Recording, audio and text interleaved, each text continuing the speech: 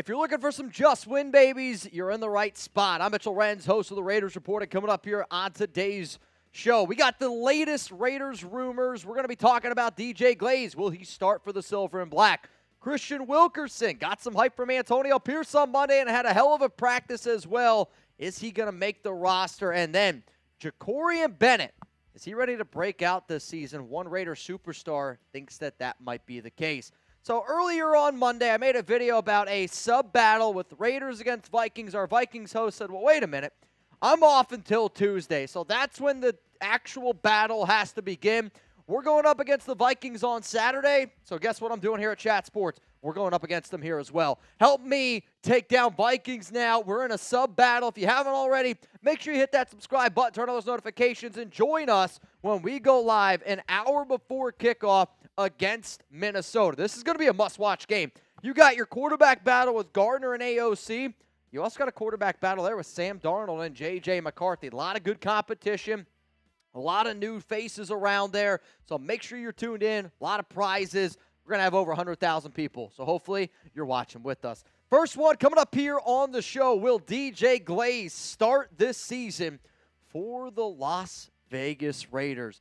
I'm going to give this one just win, baby. I'm going to say that it's a less than likely chance that it ends up happening. For new viewers out there, one just win, baby, think of it as a 25% chance of happening. If I give it 0 just win, babies, it's not going to happen. 2, 50, 3, 75. 4 just win, babies, believe it, baby, 100% that it's going to happen. The reason why I'm going to give this one only one just win, baby, is because I've liked what I've seen from DJ Glaze so far. So is Antonio Pierce. So is his coaching staff. And he's been working with the ones at right tackle more and more and more as this offseason has progressed. And he looked really good over the weekend. When you see that the coaching staff likes what they see in him, and when you see reports out there that the staff just wants to see more of him out there, I think that that's got to be an encouraging note. The other part about this is the Raiders love his versatility. They invested a high draft pick on him. Even though we had a 5th-round grade on him at Chat Sports, the Raiders took him in the 3rd round. And it might have been, a little bit to do with the fact that there was a run at offensive tackles when the draft ended up happening. But our new offensive line coach, James Craig, our team in general, we love the flexibility that this kid has. Like, I legitimately think that you could play him at every single offensive line position minus center. And for a rookie to be able to do that and have confidence to do that is pretty eye-popping. When you look at the Raiders' offensive line depth chart, there's a lot of good faces here, but I also think that there's a lot of underappreciated value from the depth perspective. Andres Pete, Cody Whitehair, and DJ Glaze are all reliable depth spots. And I think because Glaze has done so well, we haven't really heard too much about Dalton Wagner, which maybe it hurts him, maybe it doesn't hurt him in terms of making this roster. But I will say this. The question is, will DJ Glaze start this season? The reason why it's not impossible is because I do think that due to that versatility and due to the injuries of Kolton Miller and Jackson Powers-Johnson, it could impact the O-line. I still am a believer that Thayer Munford is going to be the starting right tackle week 1, which is kind of how I am presenting this question. Can it change week 2, week 3, week 4? Yeah, absolutely. But I also am wondering, the best overall offensive line that we could put out there, hear me out here. Let me paint this picture. Instead of just saying, all right, DJ's starting at right tackle, that means tough shit for Thayer, there's a part of me that's almost like, well, if I got to pick between Cody Whitehair and if Jackson Powers-Johnson is injured, why can't we at least think about the idea of kicking Thayer Munford over to the left side? And last season, when he played left tackle, he looked good. Munford has also played left guard back in his days, at college, and has played guard in general back in his days at college and is at times, for the Raiders last season when need be. My point is Munford is also a versatile player. And if this organization wants to see what Delmar DJ Glaze has got going forward, hey, if he earns the job and he takes it down, I'm on board with it. But my question here is this, because who do you trust more, Cody Whitehair or DJ Glaze? Now, some of you are like, well, wait a minute. Whitehair's playing left guard. Glaze is playing right tackle. The reason why this is important to me is because I would say if you look at the Raiders' starting offensive line, to me, in my mind, it is Kolton Miller, and then it's Jackson Powers-Johnson, Andre James, Dylan Parham, Thayer Munford. After that 5, then there is the 6th guy. I think the 6th guy is Andres Pete from a left side perspective. But the reason why this brings up is because if you trust DJ Glaze more, then I would rather you put DJ Glaze at right tackle, you kick Thayer Munford over to left guard if Jackson Powers-Johnson isn't ready. Or do you just let Thayer Munford stay at right tackle, leave Cody Whitehair at left guard? Like, to me, that's that next man up. Who's the 7th offensive lineman? I think it's between one of these two guys here. So type 65 for Whitehair, or I want you to type 71 for DJ Glaze. This is going to be the pinned comment on today's show. You're about to get hit with the YouTube ad break. Scroll on down. Give me your answer. My answer here, and I'm going to be real, it's not all that close. It's DJ Glaze. I want to see Glaze out there on the field way more than what I want to see Whitehair. He hasn't been good this offseason. That's Cody, that is, on the interior. Also, on top of that, he's 34 years old. Why would you not want to take a little bit more of a chance on a young kid and just see what he's got? I just want to see what he's got. Even if he's not as good as Cody Whitehair in year one, I still think it's worth doing, and it's the right move because you have to see if Glaze can be that right guy in the future. Cody Whitehair ain't going to be the future of the Raiders. I hate to break it to you, but that one's just a fact. I was also talking to Glaze over the weekend, and he was telling me how much he enjoys going up against Max Crosby, how much he enjoys going up against this defense, and that he thinks it's getting better. Iron sharpens iron.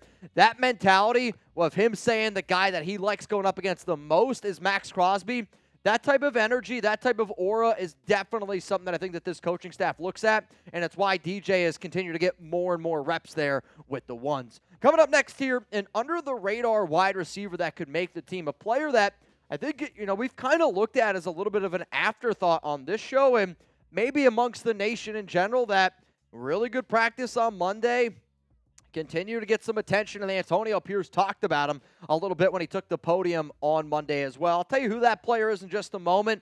If you like saving money, though, I want you to go check out Rocket Money. Go to rocketmoney.com/LV Raiders. They have helped me save money. You can manage your budget. You can see your credit score, lower bills. I mean, all these are the reasons why you should do it. With Rocket Money, I have full control over my subscriptions and a clear view of my expenses. I can see all my subscriptions in one place, and if I see something I don't want, Rocket Money can help me cancel it with just a few taps. Rocket Money has over 5 million users and saved a total of $500 million in canceled subscriptions, saving members up to $740 a year when using all the app's features. Stop wasting money on things that you don't use. Cancel your unwanted subscriptions by going to rocketmoney.com/LV Raiders. That's rocketmoney.com/LV Raiders. I love my fiance a lot. However, she's not afraid to spend some money. And for me personally, I'm a busy guy, so staying on top of all my subscriptions, it's not easy. Being able to have them on one screen, I like it. Staying on top of your upcoming bills, it lets you cancel those unwanted subscriptions for you. Like, recently, we just found out that we have 2 Netflix accounts. Like, honest question to you, how many subscriptions do you think you have? All I want you to do is this. Look at how many subscriptions you have, or at least think you have. Go to rocketmoney.com/LV Raiders, and you're going to be like, that is 3 times the amount of subscriptions I thought I had. They're just going to help you save some money. All those links are available to you all down in the comments, down in the description of today's show. Let's go to the next story here. It's around Kristian Wilkerson, and will he make the Las Vegas Raiders 53-man roster? I'm going to go with a little bit of a bold take here. Maybe it's an unpopular one. But I'm going to give this one no just win, babies. I'm going to say tuck rule, tuck that. I don't see him making this team.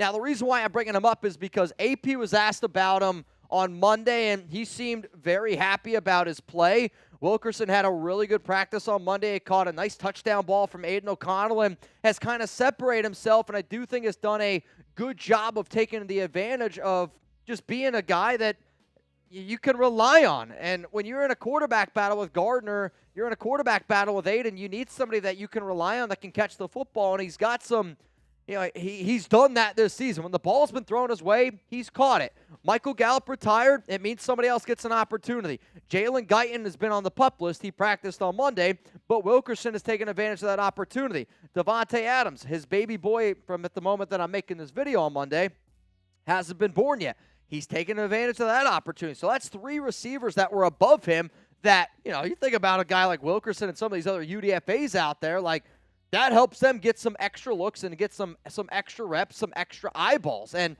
quite frankly, I think it might really help him out in the preseason because he's going to get some extra opportunities. Now, a few years ago, might have been last season actually, he made the 53-man roster, and he was the wide receiver 6.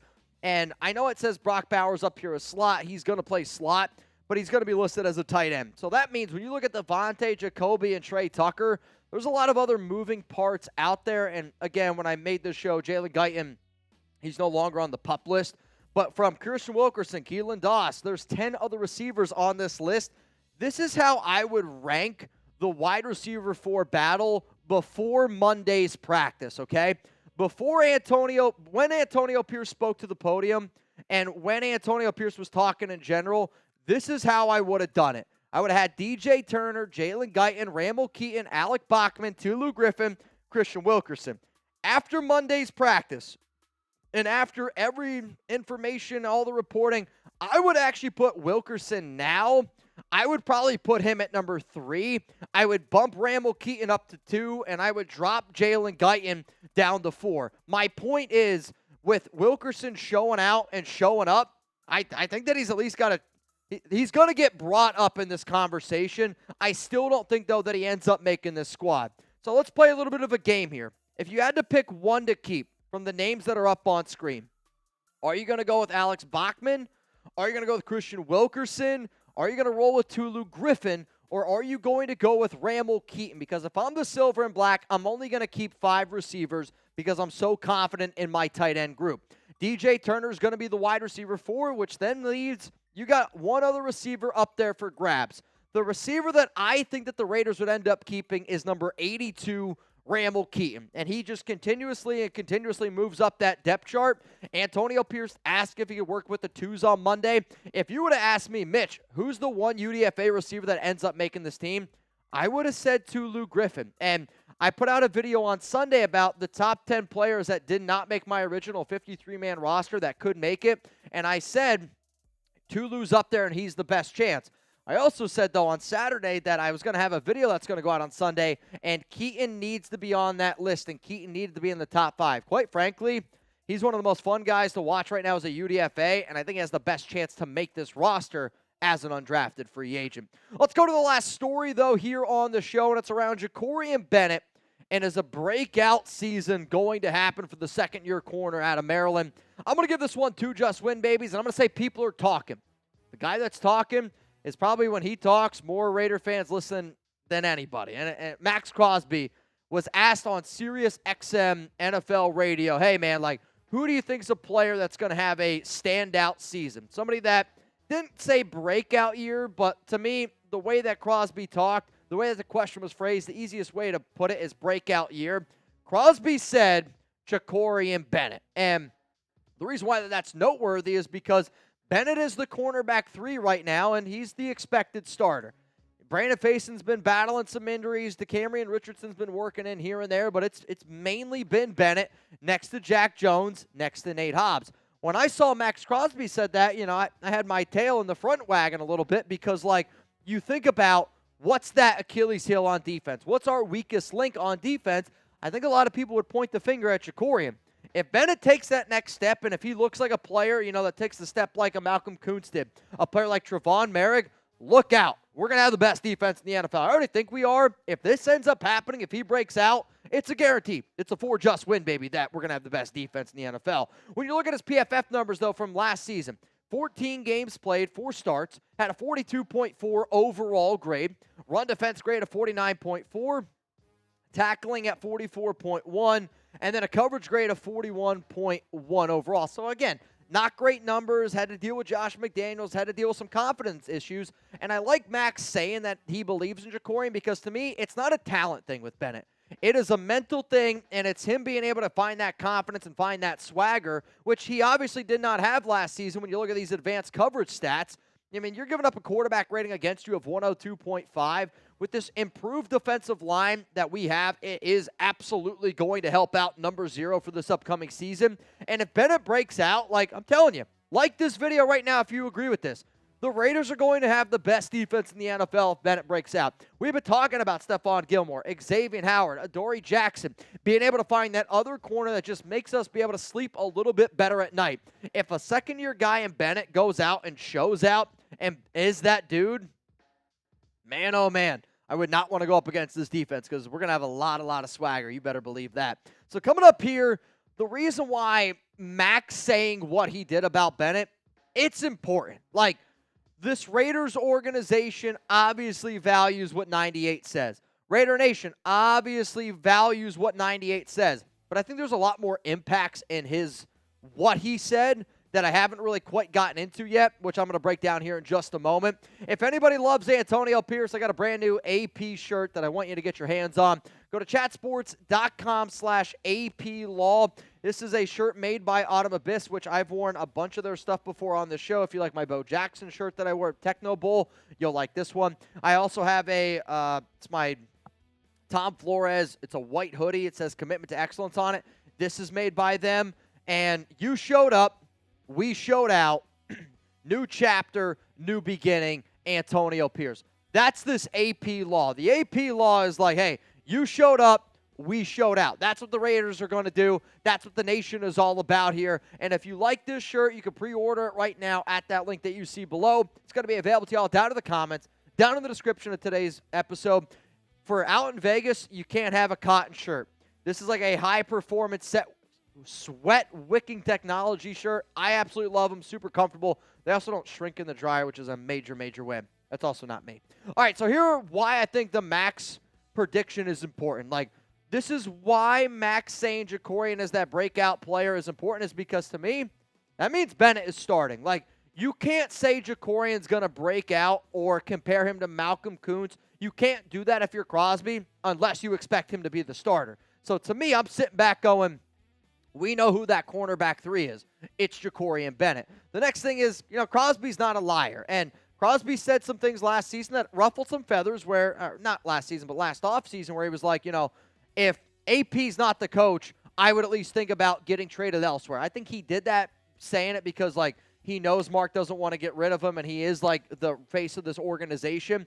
But, Crosby has no reason to lie to anybody, and he gave that reason for an answer because he believed it. And if Crosby believes it, it's making me want to believe it a little bit more. I think it's that extra motivation for Bennett. Second-year guy, looking for that confidence, looking for that swagger. And like I said earlier in the video, he's got talent. He might be the fastest corner we have on this team. He might be faster than Nate Hobbs. He might be faster than Jack Jones. But if all you need is a little bit of confidence, as a man to man, whatever you do in life, if you don't have confidence do it, you're just wasting your time. Flat out. If you don't have confidence in what you're doing, you're just wasting your time.